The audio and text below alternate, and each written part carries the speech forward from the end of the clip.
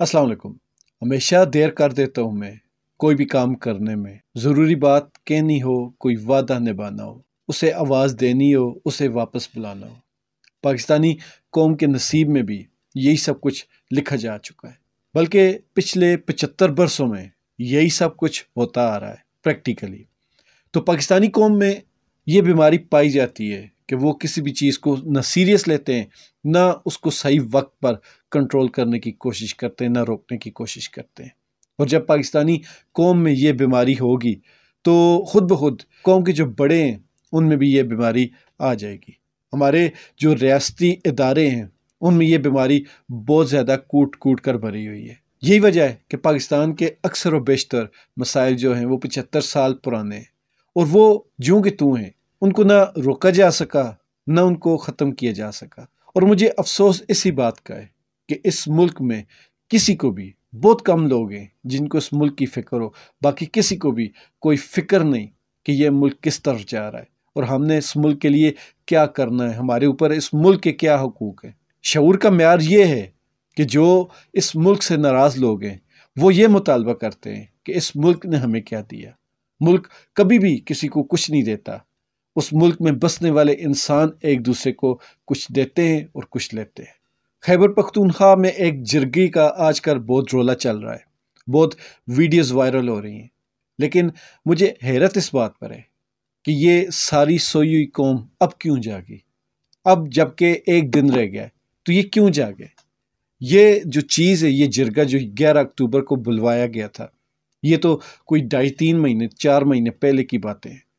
ये मुसलसल टिकटॉक पर वायरल होती रही, मुसलसल इसके ऊपर AI किस्म की जनरेटेड वीडियोस बनती रहीं। उस वक्त तो कोई नहीं बोला, उस वक्त ये सब किसी को नज़र नहीं आया, लेकिन अब अचानक से सब इसके पीछे हाथ धोकर पड़ गए।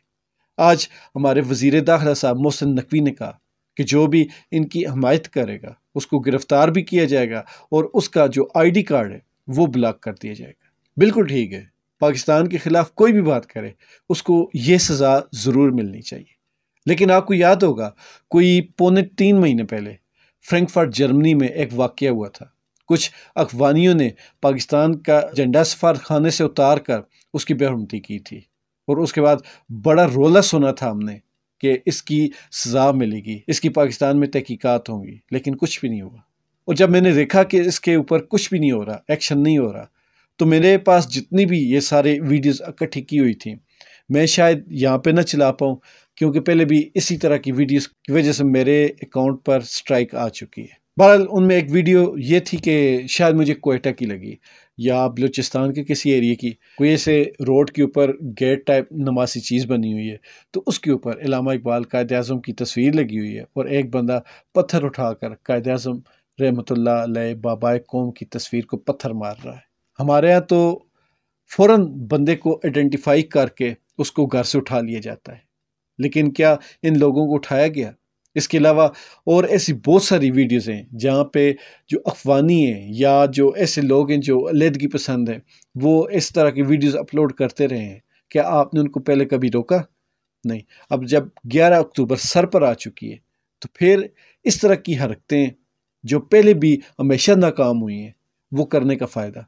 ये जिन वीडियोज़ की बेस पे मैं बात कर रहा हूँ, ये जब मैं थक गया, जब मुझे कहीं से रिस्पॉन्स नहीं मिला, तो ये सारी की सारी वीडियोस मेरे पास जो चंद ग्रुप्स हैं जिनमें बहुत बड़े बड़े नाम के सहाफ़ी भी हैं, उन ग्रुप्स में मैंने शेयर की।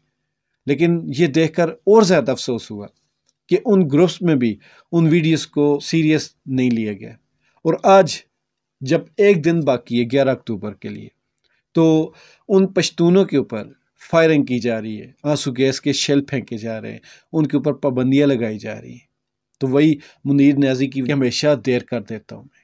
जब घर के बीच में लड़ाई हो, आपस में हो, बहन भाइयों में हो, तो उसको बहुत तरीके से, सलीके से सुलझाया जाता है और ये किसी को मौका नहीं दिया जाता कि कोई बाहर से आकर उसके अंदर मुदाखलत करे। और यही बात इस मुल्क के जो बड़े हैं, जो करता धरता हैं, जिनके हाथ में इख्तियार है, वो नहीं समझ पा रहे। कोई रिश्ता बचाना हो, कोई ताल्लुक बचाना हो, कोई मुल्क बचाना हो, कोई घर बचाना हो, तो सबसे जो बेहतरीन असूल है वो एक ही है, इंसाफ।